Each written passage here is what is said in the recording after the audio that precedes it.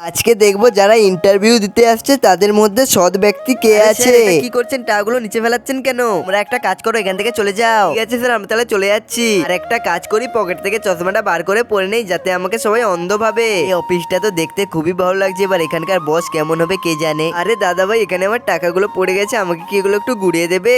এতগুলো টাকা কি আপনার? ঠিক আছে, তাহলে এগুলোকে আমি গুড়িয়ে দিচ্ছি আপনাকে। তো এতগুলো টাকা আপনি কোথায় পেয়েছেন? আসলে আমি অন্ধ, তো তাই চোখের অপারেশনের জন্য টাকাগুলো জমিয়েছি। টাকাগুলো গুড়িয়ে একটু এই বাক্সের মধ্যে ভরে দিন না। তুমি তো চোখে দেখতে পাও না, তো তোমার এতগুলো টাকা কি হবে? তার থেকে এগুলো আমিই নিয়ে চলে যাই। আমার অপারেশনের টাকাগুলো তো দিয়ে যান। আমার তো মনে হয় এখানকার বস খুব রাগী আর খারাপ হবে, এবার কি হবে কে জানে। দিদি ভাই একটু দাঁড়ান না, আমার টাকাগুলো এখান থেকে পড়ে গেছে, আমাকে একটু গুড়িয়ে দেন না। ও বাবা, এতগুলো টাকা কি আপনার? আপনি কি দেখতে পান না নাকি এতগুলো টাকাকে এখানে পেলিয়ে দিয়ে গেছেন? আসলে এতগুলো টাকা আমার চোখ অপারেশনের জন্য নিয়ে এসেছিলাম, কিন্তু আমার হাত থেকে পড়ে গেছে, একটু আমাকে গুড়িয়ে দিন না। ও বাবা, এতগুলো টাকা পেয়েছি, এগুলো ওর কাউকে দেবো না, এগুলো আমি নিজেই রেখে দেবো। এত টাকা তো আমি কাজ করলেও কোনোদিনও ইনকাম করতে পারবো না, তার থেকে এগুলো আমি নিয়ে চলে যাই। আরে দিদি ভাই, টাকাগুলো তো দিয়ে যান। আজ তো আমার মা আমাকে দই খাবিয়ে পাঠিয়েছে, মনে হয় আমি কাজটা পেয়ে যাবো।